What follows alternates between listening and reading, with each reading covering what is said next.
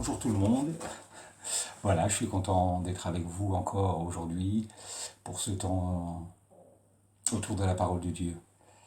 Voilà, c'est bien d'être ensemble, mais malheureusement pour certains, ce n'est toujours pas possible ou préférable peut-être. L'avantage, c'est que vrai qu'avec ces vidéos, pour ceux qui ont le privilège d'être en vacances, vous pouvez suivre ça aussi depuis votre lieu de vacances. Voilà, je prie pour que le Seigneur vraiment puisse nous parler encore ce matin et toucher nos cœurs. J'aimerais tout de suite qu'on ouvre la parole de Dieu dans le livre de la Genèse, au chapitre 2, et les versets 2 et 3. Dieu acheva au 7e jour son œuvre qu'il avait faite, et il se reposa au 7e jour de toute son œuvre qu'il avait faite. Dieu bénit le 7e jour et le sanctifia, parce qu'en ce jour-là, il se reposa de toute son œuvre qu'il avait créée en la faisant.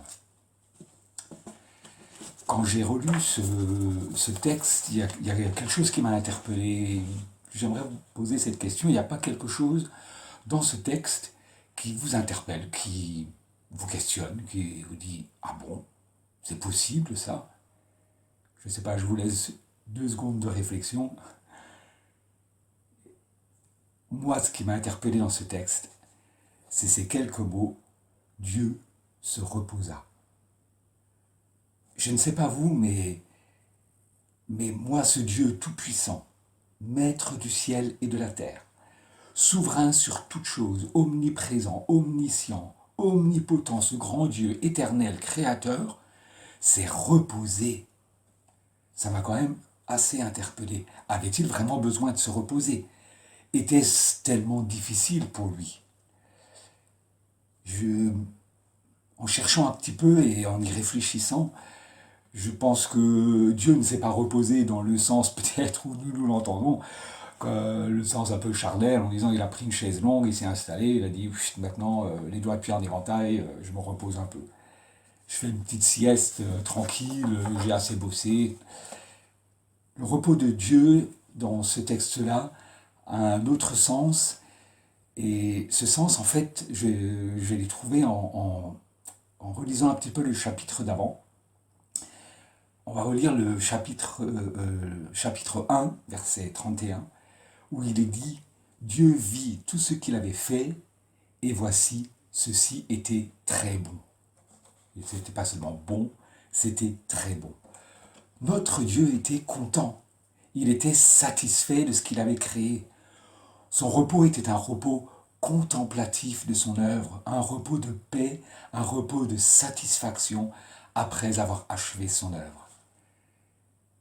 Et ce matin, oui, j'aimerais vous parler du repos, de ce repos-là, ce repos de satisfaction, ce repos de contentement, ce repos de paix. C'est vrai que nous avons tous besoin de repos physique en tant qu'être humain. Et c'est principalement actuellement le cas pour certains d'entre nous qui ont la chance d'être en vacances. C'est le temps où on peut se reposer un petit peu. Et ça fait du bien, et c'est nécessaire. Et je crois que c'est utile, et c'est important que nous puissions prendre ce temps de repos. Même Jésus, à un moment, dans l'Évangile, a invité ses disciples à venir se reposer. Dans Marc 6, verset 31, il est dit « Venez à l'écart dans un lieu désert et reposez-vous un peu. » Mais il y a certainement, pour beaucoup d'entre nous, un autre repos encore plus important dont nous avons besoin. Ne sommes-nous pas toujours fatigués par les circonstances de la vie, de l'inquiétude pour notre avenir, nos proches, nos enfants, notre situation professionnelle, nos questionnements, et la liste, elle est longue. Toutes ces choses qui nous fatiguent, qui occupent notre esprit et qui nous empêchent des fois de trouver ce repos intérieur dont nous avons besoin, ce repos de paix, ce repos de contentement, de satisfaction. Toute cette vie de stress qui occupe nos pensées et qui nous fatigue. Oui, je parle de ce repos de la tête, ce repos de l'âme, ce repos du cœur. Ce repos que Dieu nous invite à vivre chaque jour comme lui l'a vécu. Vivre ce temps de contentement, de satisfaction, de paix intérieure. Voilà le vrai repos. Et le Seigneur nous y invite dans une des paroles. Pourtant, Jésus a dit beaucoup de paroles dans les évangiles. Mais celle-ci, et je souhaiterais vraiment que l'on puisse la graver alors dans notre cœur, bien sûr, mais peut-être même la mettre en grand au-dessus du miroir de notre salle de bain pour que le matin, quand on se lève, c'est la première parole qu'on voit, parce que je pense que c'est une parole importante pour nous aujourd'hui. J'ai tellement de retours de frères et de sœurs qui semblent fatigués. Accrochez-vous, lisez ce verset, mettez-le en grand. Matthieu 11, verset 28. Venez à moi, vous tous qui êtes fatigués et chargés, et je vous donnerai du repos. Dans ce verset, Jésus nous parle, certes, je ne pense pas forcément de ce repos du corps, ce repos physique dont nous avons besoin. Il nous parle là de ce repos de contentement, de satisfaction, de paix que son Père a vécu à la fin de la création. C'est en venant à lui, venez à moi, en cherchant sa présence, en se déchargeant sur lui de tous ses fardeaux, inquiétudes, fatigues, et en lui faisant confiance que nous trouverons le véritable repos. Finalement, se reposer, c'est quoi? Quand on se repose, quand on prend un temps de repos, on arrête toute activité. On relâche tout, on lâche prise. On lâche prise. Et c'est certainement ce que le Seigneur nous invite à faire quand il nous dit « Venez à moi pour trouver du repos ». Le laisser faire. Venez à lui, lâche prise. Laisse-le faire. Ce repos de paix, car nous avons de quoi être pleinement satisfaits, contents, car nous savons qui est aux commandes de nos vies. Celui à qui nous avons remis tout en venant à lui, et qui maintenant est le berger de notre vie. Du moins, je l'espère. Est-ce que je peux vous rappeler ce verset du psaume 23 ? « Si mon Dieu est véritablement mon berger, alors, au verset 2, il me fera reposer dans de verts pâturages. » Amen. Alléluia. Ou dans le psaume 91, verset 1, « Celui qui demeure à l'abri du Très-Haut repose à l'ombre du Tout-Puissant. » Amen. Venons à lui, lâchez prise, le laissez faire lui. Il t'invite à le faire. Mais il est nécessaire de venir à lui, de revenir et de revenir encore. Et c'est dans ces temps de repos, dans sa présence, qu'il pourra chasser la fatigue et nous redonner la force dont nous avons besoin. Les circonstances ne vont peut-être pas forcément se transformer, même si on vient à lui, si on décharge tout, des fois oui, d'autres fois non. Mais c'est lui le berger, c'est lui qui est souverain sur notre vie, et nous ne comprenons pas toujours tout, mais lui sait où il nous conduit. Alors redisons-lui simplement notre confiance. Comme Ésaïe 30, verset 15 nous le dit, c'est dans la tranquillité et le repos que sera votre salut. C'est dans le calme et la confiance que sera votre force. Chers frères, chères sœurs, si ce matin tu te sens fatigué par les circonstances de la vie, les contrariétés, les difficultés qui surviennent, les soucis qui t'accaparent, viens encore chercher le repos auprès de celui qui t'y invite. Ce matin, il te dit encore, tu as besoin du repos de l'âme, tu as besoin de ce repos de l'esprit. Viens à moi et je te donnerai ce repos de l'âme dont tu as besoin. Amen. Je vous y invite. Je t'invite chacun d'entre vous, je vous y invite. Matthieu 11, venez à moi, vous tous qui êtes fatigués et chargés, et je vous donnerai du repos. Alléluia. Alors oui, vous allez me dire, notre vie terrestre n'est pas une vie de repos, évidemment.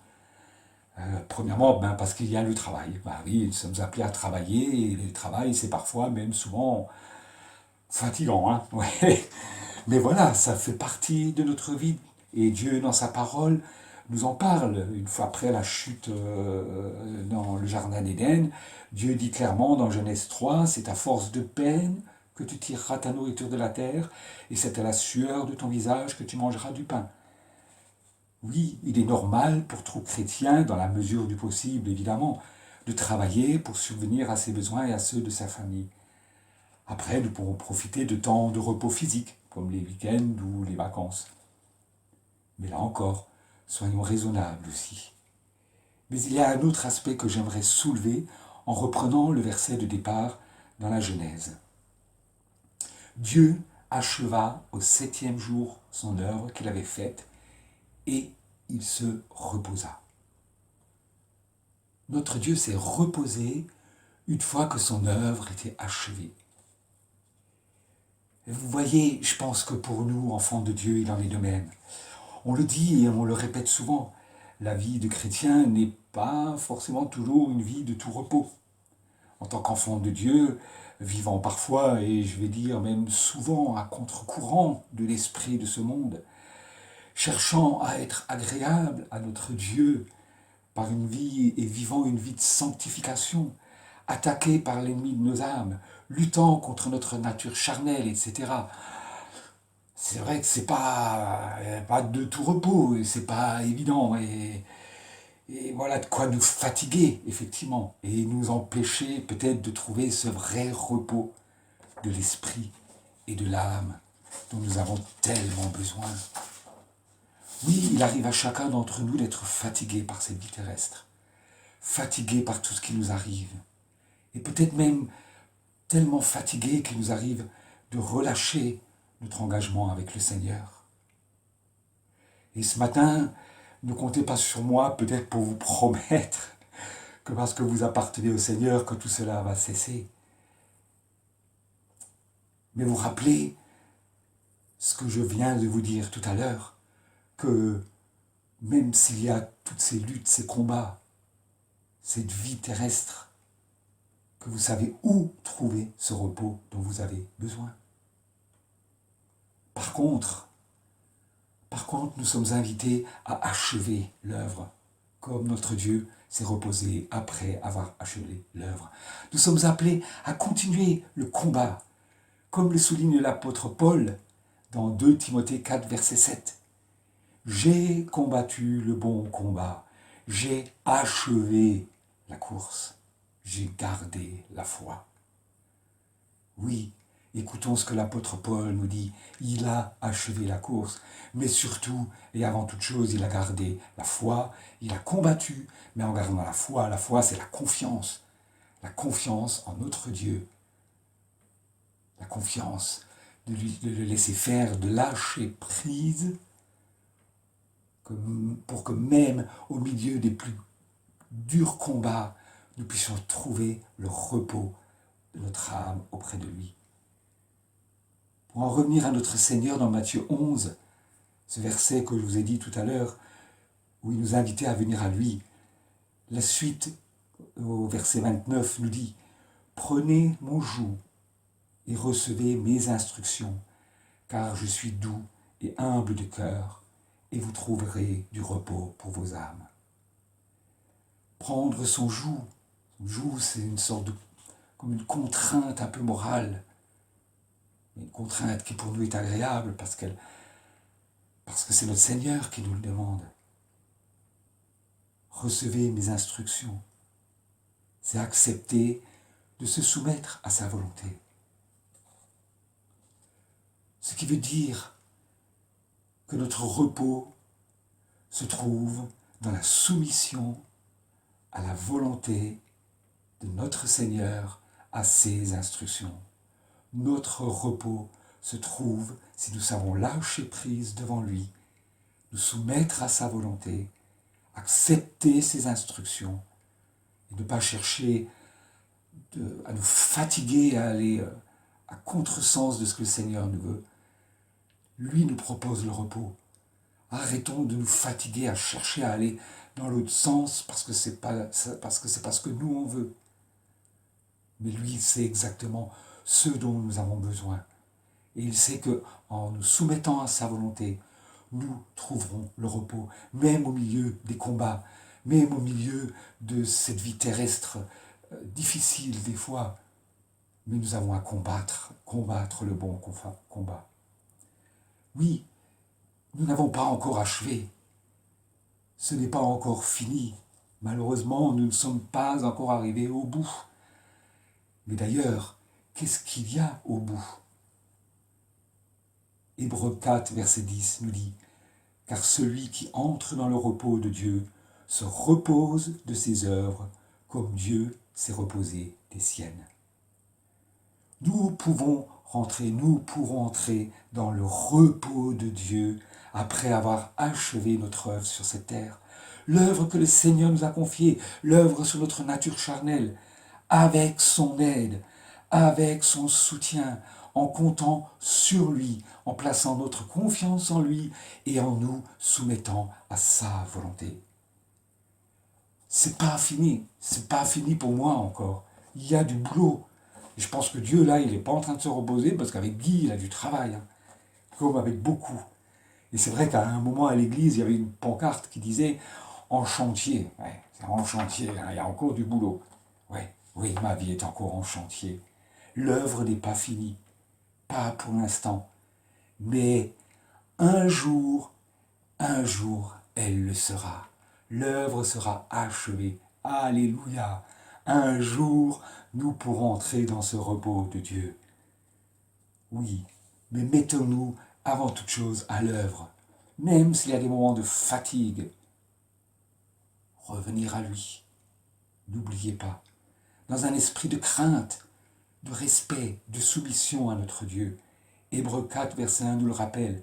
Craignons donc, tandis que la promesse d'entrer dans son repos subsiste encore, qu'aucun de vous ne paraisse être venu trop tard. Craignons donc. Oui, chers frères et sœurs, le combat n'est pas fini. Et nous aurons encore des luttes, et nous aurons encore des combats. Et dans ma vie, il y aura encore des choses à régler. Et il y aura des mauvaises nouvelles, des bonnes nouvelles aussi, bien sûr. Croyons pas que tout soit toujours noir, mais mon repos, je le trouve en lui. Mon repos, je le trouve dans sa présence. Mon repos, je le trouve en lâchant prise et en acceptant de décharger toute chose, afin que mon âme soit en repos, mon esprit soit en repos, mon cœur soit en repos, content, satisfait de ce que mon berger me conduit dans de verts pâturages et m'emmène dans son repos éternel. En conclusion, j'aimerais juste partager quelques mots sur ce 7e jour, ce jour que Dieu sanctifia, ce jour où Dieu se reposa. Le 7e jour, Dieu se reposa. Il s'est reposé et il le sanctifia. Pour nous chrétiens, actuellement, ce 7e jour, c'est le dimanche. Hein. C'est le jour du repos, le jour du Shabbat. Hein. Mais c'est aussi et surtout le jour sanctifié par Dieu. Ce jour où nous pouvons venir à lui, venir ensemble dans la communion fraternelle, pour venir nous reposer en lui, loin du tumulte de ce monde.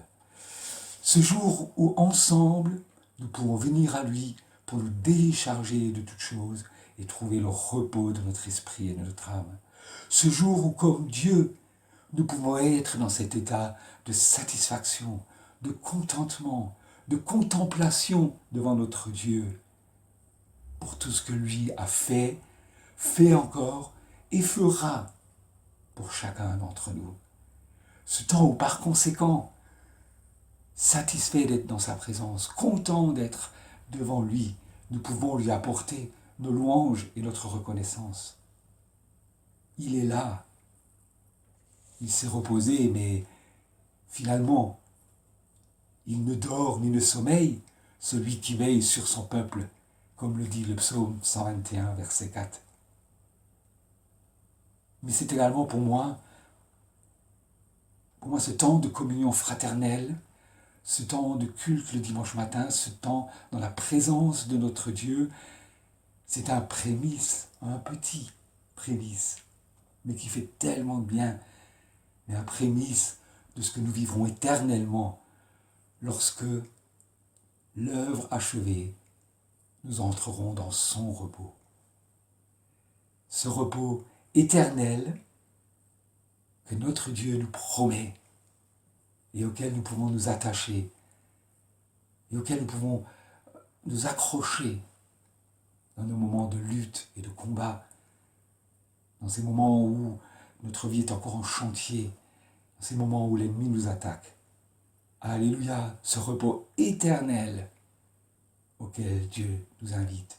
Ce jour-là, ce sera le jour du repos total dans sa présence. En attendant, oui, j'aimerais qu'on puisse quand même remarquer une dernière chose qui, en faisant des recherches, je ne sais plus quel prédicateur avait souligné cette chose-là, mais c'est vrai qu'elle m'a interpellé aussi.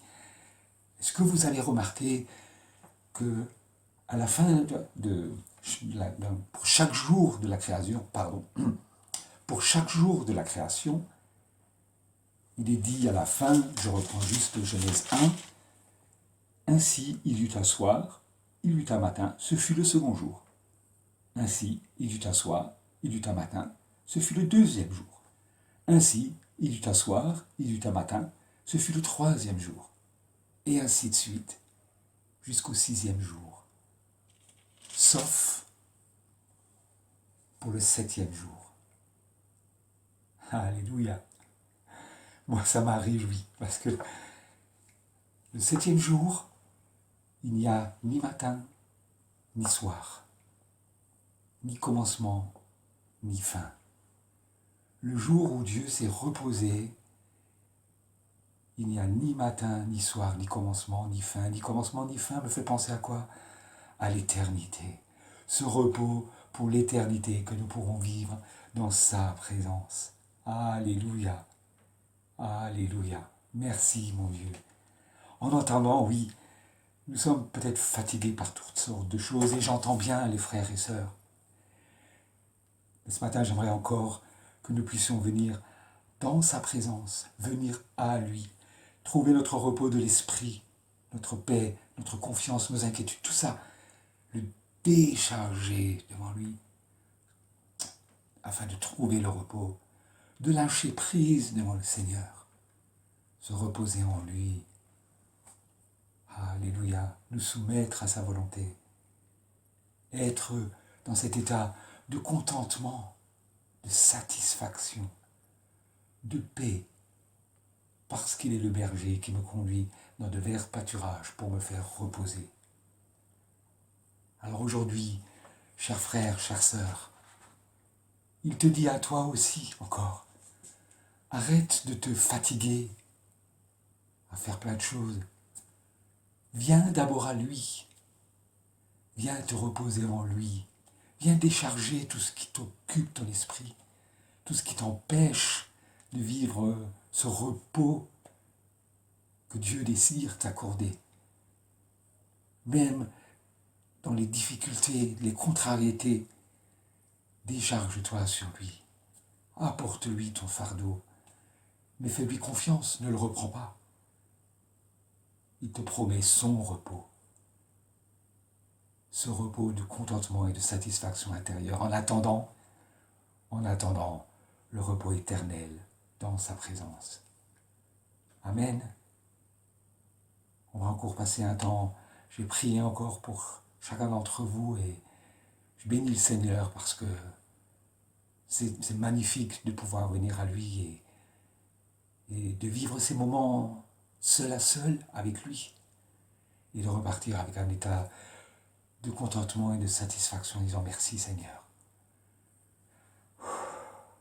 Ça fait tellement du bien. Amen.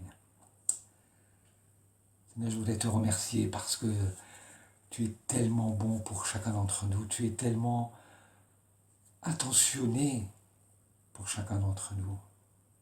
Et quand dans ta parole tu dis venez à moi, c'est que tu nous y invites avec amour, à venir encore à toi, à venir dans ta présence, à venir nous décharger, Seigneur. Je te prie pour chacun de mes frères et sœurs qui sont en train de regarder cette vidéo, afin que chacun puisse venir dans ta présence, venir à toi encore, pour trouver le repos dont il a besoin. Je te prie que tu chasses toutes ces fatigues des soucis de la vie terrestre, des luttes, des combats, qui sont là, évidemment, bien sûr, mais tu es au-dessus de tout cela, Seigneur. C'est toi qui domines sur toute chose, c'est toi qui es maître et souverain. Ce matin, vraiment, Seigneur, je te prie de bénir chacun, Seigneur, d'accorder à chacun le repos, quelle que puisse être la situation familiale, professionnelle, quelle que puisse être la situation, qu'il puisse trouver en toi ce repos dont il a besoin, mais qu'il le cherche aussi en toi, et en se soumettant à ta volonté. Merci Seigneur pour la promesse de ce repos éternel, ce repos de toute éternité, où nous pourrons être dans cet état de contentement, de satisfaction, de contemplation dans ta présence. Que ton nom soit béni, que ton nom soit loué. Tu es vraiment digne d'être adoré, et béni sois-tu par ta parole, qui est là pour nous encourager, nous soutenir, nous conseiller, nous diriger. Apprends-nous simplement, non seulement à la lire, mais à la mettre en pratique. Béni sois-tu, Seigneur. Merci, mon Dieu, pour ce que tu fais, qu'à ton nom soit toute la gloire. Amen. Voilà. À très bientôt, j'espère. Bonnes vacances à ceux qui sont en vacances, et puis peut-être un de ces jours pour ceux qui pourront de nouveau venir nous rejoindre à l'église. Au revoir tout le monde.